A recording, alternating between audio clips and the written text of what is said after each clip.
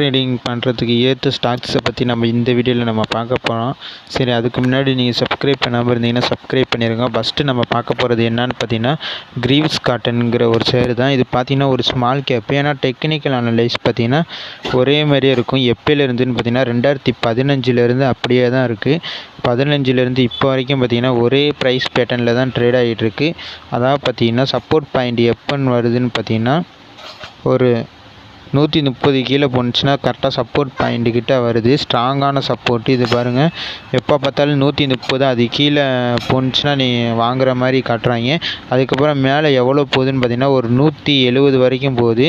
அதுக்கப்புறம் பார்த்தீங்கன்னா 150 150 160 கிட்டலாம் போகுது. இப்போ லேட்டஸ்ட்டாக பார்த்தீங்கன்னா அதை பிரேக் பண்ணி மேலே போயிருக்கு. ஏன்னா பார்த்தீங்கன்னா ஃபால் ஆகி மறுபடியும் சப்போர்ட் பாயிண்ட் உருவாயிருச்சு. மறுபடியும் பார்த்தீங்கன்னா 120 கிட்டலாம் வந்திருக்கு. மறுபடியும் வந்துட்டு இப்போ கரெக்டாக பார்த்தீங்கன்னா 160 கிட்ட ட்ரேட் ஆகிட்டுருக்கு.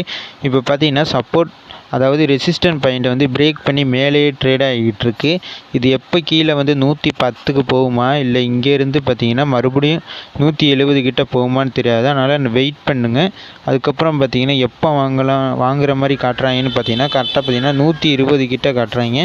120 கிட்ட வந்துச்சுன்னா வாங்குற மாதிரி காட்டுறாங்க. அப்போ இருந்து நமக்கு பழைய ஹை எப்பயும் போகிற ஹைக்கு போனாலே எவ்வளோ கிடைக்குன்னு பார்த்தீங்கன்னா கரெக்டாக 130 இந்த பாயிண்டில் வாங்கி இந்த ரெசிஸ்டன்ட் பாயிண்ட் கிட்ட விற்றாலே நமக்கு ஒரு 40% கிட்ட காட்டுது. ஒரு 30% வந்தாலே நல்ல ப்ராஃபிட் தான். அதுவும் பார்த்திங்கன்னா இது ஷார்ட் டைமில் ஸ்மால் கேப்னால சீக்கிரம் மேலே ஏறும். அதேமாரி கீழே இறங்குறதா இருந்தாலும் சீக்கிரம் இறங்கிடும். ட்ரேடிங் பண்ணுறதுக்கு முன்னாடி நீங்கள் என்ன பண்ணணும்னு பார்த்தீங்கன்னா ஃபண்டமெண்டலாகவும் நீங்கள் பார்க்கணும். டெக்னிக்கல் அனலைஸ் பார்த்ததுக்கப்புறம் ஃபண்டமெண்டலாக நீங்கள் அந்த ஸ்டாக் நல்லா இருக்கா இல்லையாங்கிறத பார்க்கணும். அதாவது பார்த்தீங்கன்னா கிரீவ்ஸ் காட்டன் பார்த்தீங்கன்னா ஒரு ஸ்மால் கேப்பு. கரண்ட் ப்ரைஸ் பார்த்தீங்கன்னா 163 இருக்குது. லோ பார்த்தீங்கன்னா 112 கிட்ட இருக்குது. ஐ 184 இருக்குது. ஏன்னா பார்த்தீங்கன்னா ஆர்ஓசி ஆர்ஓஇனா பார்த்தீங்கன்னா ரொம்ப இருக்கிறதுலே ரொம்ப கம்மியாக இருக்குது. அதுவும் இல்லாமல் பார்த்தீங்கன்னா பிஇரசி பார்த்தீங்கன்னா கம்மியாக இருக்கிற மாதிரி காட்டுது. கம்பெனியில் பார்த்தீங்கன்னா நிறையா வேரியேஷனில் வந்து சேல்ஸ் பண்ணிக்கிட்டு இருக்காங்க. அதில் ஒன்று பார்த்தீங்கன்னா என்னன்னு பார்த்தீங்கன்னா நீங்கள் பார்த்துருப்பீங்க எலக்ட்ரிக் ஸ்கூட்டியில் பார்த்தீங்கன்னா ஆம்பேர்னு ஒரு கம்பெனி இருக்கும். அது பார்த்தீங்கன்னா இவங்களோட தான். ஆம்பேருங்கிற எலக்ட்ரிக் ஸ்கூட்டி பார்த்தீங்கன்னா இவங்களோட தான். அதுவும் இல்லாமல் பார்த்தீங்கன்னா சேல்ஸ் பார்த்தீங்கன்னா அதிகரிச்சுக்கிட்டே இருக்குது. ஏன்னா ப்ராஃபிட்டில் இருந்தது இப்போ நெகட்டிவில் இருக்குது. நிறையா இன்வெஸ்ட்மெண்ட் பண்ணுறாங்கள்ட்ட ஆப்ரேட்டிங் ப்ராஃபிட் மார்ஜின் பார்த்தீங்கன்னா 3 தான் இருக்குது. அதுக்கப்புறம் பார்த்தீங்கன்னா ப்ராஃபிட் க்ரோத் 10 வருஷமாக நெகட்டிவில் தான் இருக்குது. ஸ்டாக் ப்ரைஸ் பார்த்திங்கன்னா 2% தான் இருக்குது.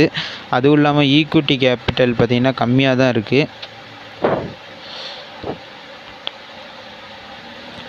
இது இயர் ஆன் இயர் பார்க்கலாம். ப்ராஃபிட் அண்ட் லாஸ் ஷீட் பார்த்திங்கன்னா அதுவும் நெகட்டிவில் தான் இருக்குது. அதுவும் இல்லாமல் பார்த்திங்கன்னா ரிசர்வில் பார்த்திங்கன்னா 1394 கோடி எடுத்து வச்சுருக்காங்க. ஃபிக்ஸ்டு அசெட்டு பார்த்திங்கன்னா 825 கோடி வச்சுருக்காங்க. இன்வெஸ்ட்மெண்ட் பார்த்திங்கன்னா 157 கோடி இன்வெஸ்ட் பண்ணி வச்சுருக்காங்க. ஷேர் ஹோல்டிங் பேட்டர்ன் பார்த்திங்கன்னா இவங்க பார்த்திங்கன்னா 55 56 போய் மறுபடியும் 55 கிட்ட வந்திருக்கு. ஃபாரின் இன்வெஸ்டரும் பார்த்திங்கன்னா நிறையா ஹோல்டு பண்ணி வச்சுருந்துருக்காங்க. அதெல்லாம் விற்றுட்டாங்க. இப்போ பார்த்திங்கன்னா 1% தான் வச்சுருக்காங்க.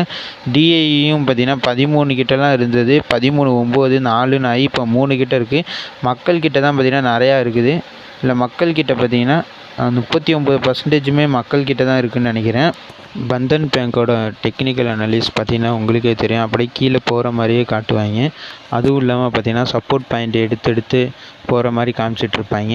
இந்த பந்தன் பேங்க்கில் நிறையா பேர் இன்வெஸ்ட் பண்ணி லாக் ஆகி உட்காந்துருக்காங்க. அதில் நானும் ஒருத்தன். எப்போன்னு பார்த்தீங்கன்னா கரெக்டாக 260 கிட்டலாம் ட்ரேட் ஆகிட்டு இருக்கும்போது நான் இன்வெஸ்ட் பண்ணிட்டேன். அப்போதைக்கு பார்த்திங்கன்னா அது ரெசிஸ்டன்ட் பாயிண்ட் கிட்ட இருந்திருக்க மாட்டேங்க. நான் தெரியாமல் இன்வெஸ்ட் பண்ணிட்டேன். அது பார்த்திங்கன்னா கரெக்டாக நான் இன்வெஸ்ட் பண்ணதுலேருந்து கரெக்டாக பார்த்திங்கன்னா 175 கிட்டலாம் போயிருச்சு. அப்போதைக்கு போல் நான் மறுபடியும் வாங்கி 200 கிட்ட ஆவரேஜ் பண்ணிவிட்டு கொஞ்சோண்டு லாஸில் வந்துட்டு வெளியே வந்துட்டேன். பந்தன் பேங்க்கில் பார்த்தீங்கன்னா அதுவும் எப்போ மேலே போணுச்சுன்னு பார்த்தீங்கன்னா ப்ராஃபிட் பார்த்தீங்கன்னா வெறும் 55 மட்டும் கொடுத்துருந்தாங்கல்ல. அப்போதைக்குன்னு பார்த்து மேலே போகுது. நல்ல ரிசல்ட்டு கொடுக்க போகும்போது கூட கீழே போய்கிட்டு இருந்துச்சு. இதில் பார்த்தீங்கன்னா 55 தான் இது ப்ராஃபிட்டே கொடுத்துருந்தாங்க, நெட் ப்ராஃபிட்டு. அப்போதைக்குன்னு பார்த்து மேலே போய்கிட்டே இருந்துச்சு பந்தன் பேங்க்கு. இப்போ பார்த்தீங்கன்னா கரெக்டாக 200 கிட்ட ட்ரேட் ஆகிட்டு இருக்கு. நான் முன்னையே அந்த மாதிரி 200 கிட்ட வரும்போதே வந்துட்டு வெளியே வந்துட்டேன். அப்பயும் பார்த்தீங்கன்னா எனக்கு கொஞ்சோண்டு லாஸில் தான் இருந்துச்சு. முன்ன பார்த்தீங்கன்னா இதில் தான் நிறைய இன்வெஸ்ட் பண்ணி வச்சுருந்தேன் பந்தன் பேங்க்கில் பார்த்தீங்கன்னா அதனால தான் பார்த்தீங்கன்னா நிறையா லாஸ் இருந்துச்சு. அது வந்துட்டு கம்மியான லாஸ் ஆனதுக்கப்புறம் வெளியே வந்துட்டேன். இப்போ பார்த்தீங்கன்னா பந்தன் பேங்க்கு ரொம்ப நாளாகவே பார்த்தீங்கன்னா 200 கிட்டே ட்ரேட் ஆகிக்கிட்டு இருக்குது. இப்போ பார்த்தீங்கன்னா மறுபடியும் ரெசிஸ்டன்ட் பாயிண்ட் கிட்ட இருக்கிற மாதிரி தான் காட்டுறாங்க. நானாக இருந்தேன்னா இந்த ஸ்டாக்கில் நான் இன்வெஸ்ட்டே பண்ண மாட்டேன். ஏன்னா ஃபண்டமெண்டலாக பார்த்தீங்கன்னாலும் இது கொஞ்சம் வீக்காக இருக்குது. பார்த்தீங்கன்னா ப்ராஃபிட் வந்து ஒரு தடவை நல்லா கொடுக்குறாங்க, இன்னொரு தடவை பார்த்தீங்கன்னா மோசமாக கொடுக்குறாங்க. அதனால தான் பார்த்தீங்கன்னா இல்லை நிறையா இன்வெஸ்டர் வந்து இன்வெஸ்ட் பண்ண மாட்றாங்கன்னு நினைக்கிறேன். இந்த பந்தன் பேங்க்கில் பார்த்தீங்கன்னா ரெசிஸ்டன்ட் பாயிண்ட் கிட்ட இருக்கிற மாதிரி காட்டுறாங்க. எப்போ வந்துட்டு வாங்குற மாதிரி காட்டுறாங்கன்னு பார்த்தீங்கன்னா கரெக்டாக 170 கிட்ட மறுபடியும் வந்துச்சுன்னா வாங்குற மாதிரி காட்டுறாங்க.